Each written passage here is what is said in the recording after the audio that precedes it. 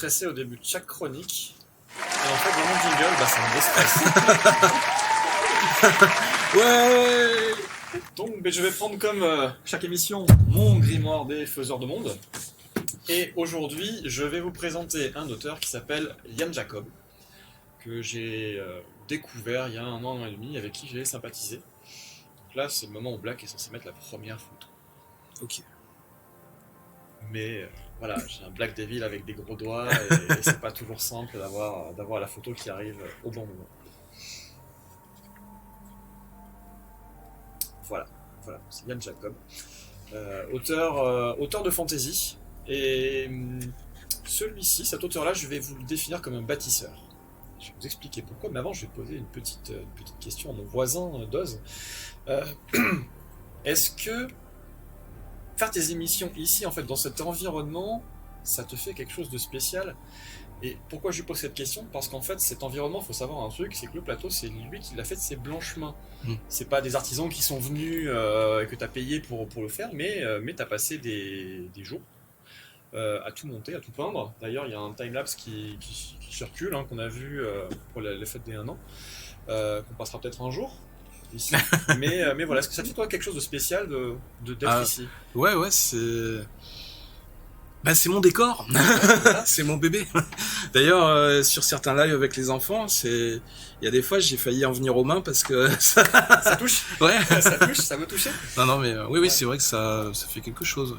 Et bien, quand je vous dis que Yann Jacob est un bâtisseur, c'est parce qu'en fait, effectivement, c'est un bâtisseur de monde dans le monde littéraire, dans la fantasy, mais c'est aussi un bâtisseur physiquement.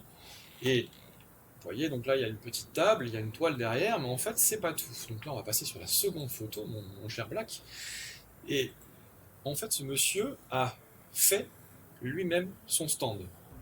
Donc ah oui. C'est pas quelque chose qui est donné à tout le monde. Donc il faut savoir qu'il a fait 1 année en CAP de charpenterie, donc il habile de ses mains et habile avec le bois.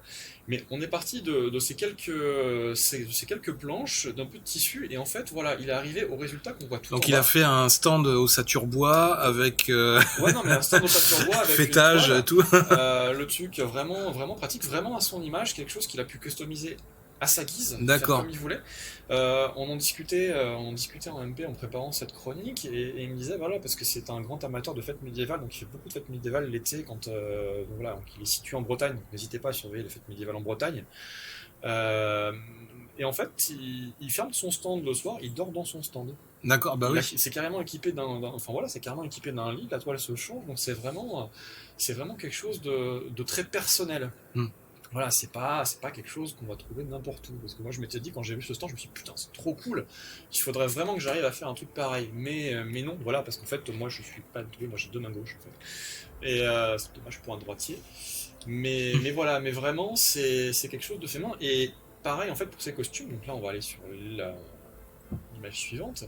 L'image suivante, ouais, c'est la création de son stuff. Voilà, en fait, c'est pas juste un menuisier, il se transforme aussi en couturier.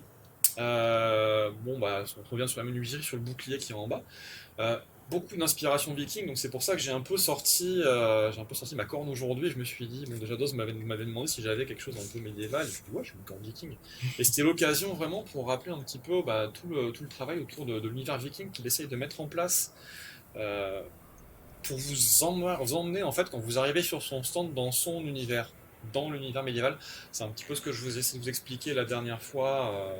Voilà, c'est de plus en plus les auteurs essayent visuellement de vous emmener dans leurs univers esthétiquement sur les festivals.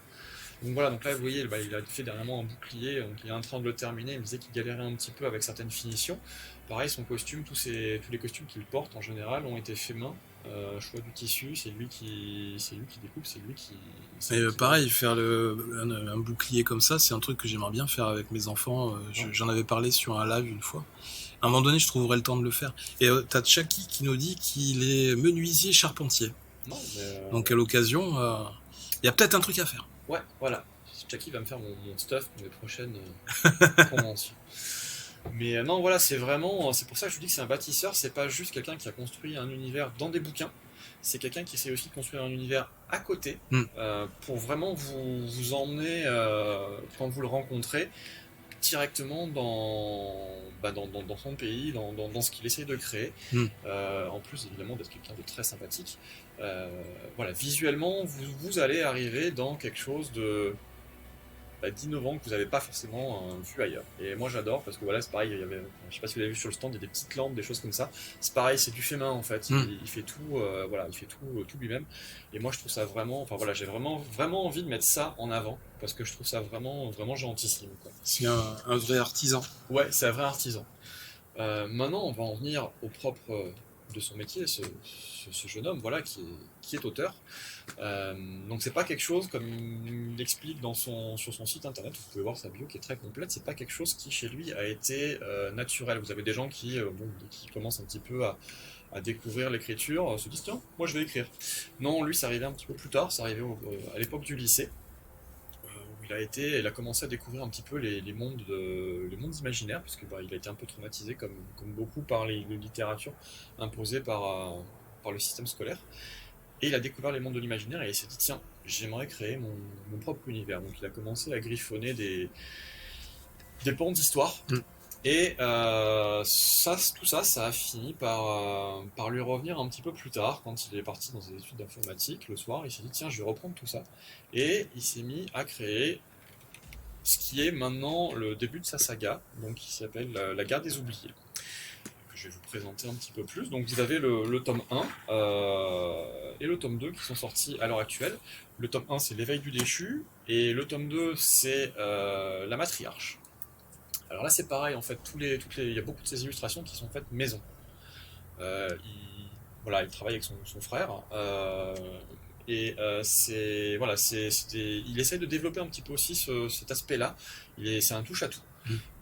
Moi je le suis sur différentes plateformes et sur Instagram régulièrement en fait il met des illustrations de ses dessins avec l'évolution, voilà, parce qu'un petit détail sur un point ne lui a pas plu, donc il retravaille. Là c'était un dragon sur lequel il est en train de retravailler et je trouve ça vraiment sympa d'essayer de gérer le processus de A à Z.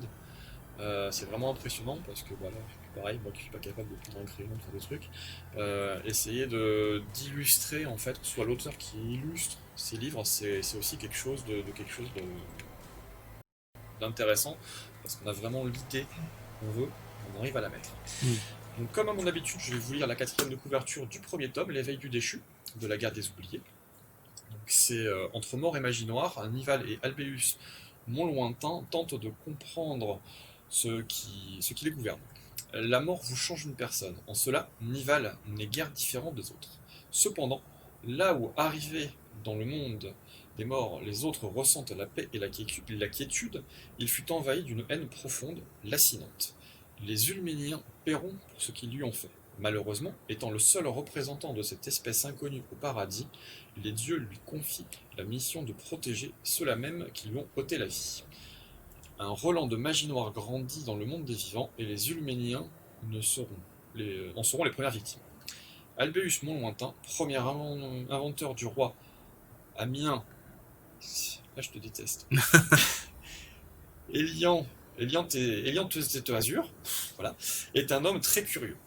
Seul, il part de temps à autre pour découvrir le monde sur le dos de Jolie Rose, sa mule. Il adore se balader en mule, son inventeur, voilà, c'est très caractéristique. Les curiosités locales, les idées folles sont parfois des sources d'inspiration pour ses expériences. Du moins est-ce en partie la raison de ses voyages.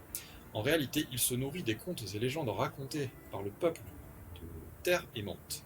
Une fée cachée dans les feuilles, une sorcière dévoreuse de cœur, voilà ce qui fait vibrer le vieil Albéus. Ainsi envoyé par son roi dans les montagnes pour étudier d'étranges grottes, il va en profiter pour enquêter sur qui, selon lui, dirige réellement le monde, la magie. Voilà, donc ces 2 romans, il est en train d'écrire le 3e de cette saga. Il a plusieurs tomes de prévus, là je crois que de mémoire il m'en avait parlé de 5. Mais ça n'est pas tout.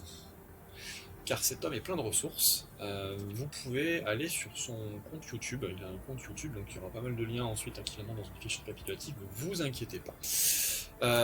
Moi j'ai trouvé une de ces démarches vraiment super intéressante, là encore, je pense que je me répète depuis tout à l'heure. C'est quelqu'un qui a envie de faire participer sa communauté. Donc en fait, il a lancé, régulièrement en fait, il lance des idées, il lance le premier chapitre d'une histoire. Et sur ses réseaux sociaux, il vous donne le choix pour la suite. Donc vous avez 1, 2, 3 choix par exemple, et en fonction du choix fait par sa communauté, il écrit la suite. D'accord. Donc en fait, il ne sait pas exactement où ça va le mener. Moi j'avais adoré à un moment donné, en fait, où il s'était beaucoup amusé avec nous. Son héros arrivait à un point, et en fait il devrait résoudre des énigmes. Il y avait 3 ou 4 énigmes à résoudre, il y avait 15 jours pour les résoudre. Donc nous on avait 15 jours en fait pour résoudre ces énigmes. Il s'avère qu'on a foiré. Alors, pas été bon, on a foiré, et donc du coup son héros s'est trouvé dans la panade parce qu'il était incapable de résoudre les énigmes. Et je trouve ça vraiment super intéressant, à la fois pour la communauté qui participe à l'écriture un petit peu du bouquin, et pour l'auteur qui du coup se met un petit peu en difficulté parce que, alors même s'il doit prévoir un petit peu les échappatoires, mais il doit pouvoir prévoir un petit peu les différentes orientations en fonction de ce qui va se passer dans sa chronique. Et donc ces petits jeux qu'il fait le mercredi de temps en temps, ça a donné 3 petits bouquins. L'âge sombre d'échange forme, La mésaventure de Carmin et Mageste de celle qui défia Ourkès. Voilà, qui sont des petits livres beaucoup plus courts que des romans. Et là, dernièrement, c'était L'Archileur des cités volantes. Donc, cette dernière histoire, vous pouvez la retrouver sur YouTube. Elle est encore en intégralité sur YouTube, donc c'est différentes vidéos, vous avez une vidéo par chapitre, et ça permet vraiment de voir un petit peu le déroulé de l'histoire. Donc c'est des histoires qui sont racontées, vous pouvez les trouver sur son site en écrit, si vous préférez les lire, et c'est aussi des histoires qui sont audio sur YouTube. D'accord. Voilà, donc c'est vraiment, moi je trouve vraiment la démarche intéressante. Il est très attaché à YouTube, sur lequel par exemple, si vous voulez plus d'informations sur sa saga La Guerre des Oubliés, il est en train de mettre en ligne différentes vidéos où il explique la création de son univers, la création de ses races, parce que il n'est pas parti sur des orques, des elfes, des nains comme tout le monde, il a voulu vraiment créer ses races. Donc chacune de ces races a des histoires, donc il vous explique un petit peu tout ça. Moi je trouve la démarche vraiment intéressante. Et le dernier de ses projets, il avait gagné en fait, il avait réussi à placer un de ses textes dans un appel à texte. Alors, un appel à texte, c'est des maisons d'édition qui vont faire des anthologies, des regroupements de nouvelles. Donc du coup, un de ces textes avait été choisi, et il s'avère que la maison d'édition a dû abandonner le projet, et il s'est retrouvé avec ce texte qui avait été choisi. Donc il s'est dit, si mon texte a été choisi, c'est que finalement, il est peut-être pas si vilain que ça, quoi. Ouais. L'appel à texte, le thème, c'était les créatures fantastiques. C'est-à-dire qu'il a fait une nouvelle sur une créature fantastique. Et il s'est dit, bah, tiens, vu que mon texte a été accepté, vu que la maison d'édition ne va pas au bout de sa démarche, moi, je vais me faire ma propre anthologie sur les créatures fantastiques. Donc là encore, il a fait appel à sa communauté pour lui donner des idées de créatures fantastiques. Et il se lance sur ce projet de faire une série de nouvelles sur les créatures fantastiques qu'il va faire dans un recueil. Donc alors voilà, là il m'a pas donné de deadline, hein, parce que c'est toujours un peu compliqué quand on a un projet comme ça de tous les mener de front. Là, sa priorité, c'était de terminer le tome 3 de La Guerre des Oubliés, et ensuite de partir sur d'autres projets sur lesquels, qui pourraient essayer de diversifier un petit peu son univers. Voilà, c'était la... Jackie nous disait que ça faisait penser un peu au livre dont tu es le héros. Oui, c'est vrai qu'il y a une époque, il y avait ce genre de livre où tu avais différentes pistes d'évolution du scénario en fonction de... Ouais, et tu choisissais telle ou telle action et tu allais sur telle page. Sauf que là, c'est un peu différent. C'est le même principe, presque, mais c'est un peu de l'écriture participative. Un petit peu. Puisque les internautes, enfin les gens de la communauté échangent au niveau des idées. Et après, lui, il essaye d'écouter ça, d'être à l'écoute de ça, et de mettre en forme, de construire quelque chose de cohérent en fonction des idées. Des décisions et des directions qui sont prises par les choix faits par la communauté. Ou par la réussite ou non d'énigmes ou d'épreuves à sa communauté. Ouais. Donc c'est vraiment intéressant parce qu'on mais après ça doit être difficile à faire, hein, parce que il faut du temps. Ouais. Il faut du temps en fait. C'est pour ça que c'est quelque chose que tu peux pas. Là je crois que l'archileur des cités volantes de mémoire. Alors là je dis ça de mémoire. Je sais pas, c'est pas une quarantaine de vidéos.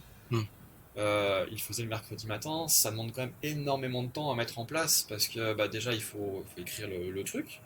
Il faut bien l'écrire. Lui il faut qu'il le mette en boîte, qu'il le filme.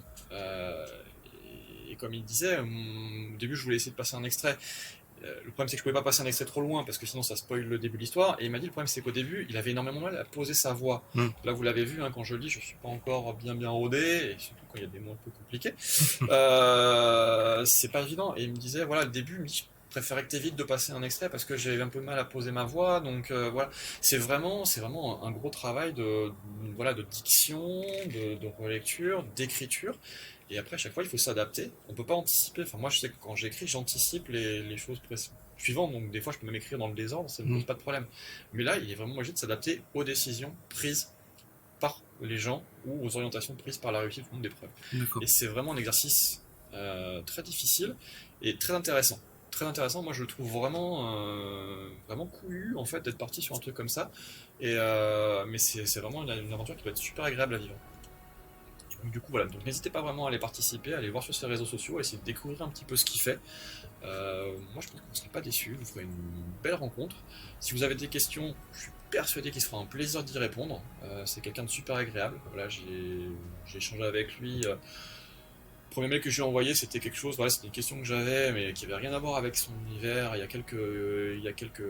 loin d'un an et demi, et tout de suite, en fait, le feeling est vraiment bien passé. Et depuis, on discute régulièrement, et c'est vrai que quand je lui ai proposé de faire un focus sur lui, voilà, il a tout de suite été vraiment à l'écoute et il me répondait du tac au tac. Donc c'est vraiment quelqu'un de super agréable. Donc n'hésitez vraiment pas à aller faire connaissance avec Yann Jacob. Et si vous passez sur un salon sur lequel il est, allez lui faire un petit coucou, allez lui rendre visite, discuter un petit peu. Je suis sûr que vous passerez un très bon moment.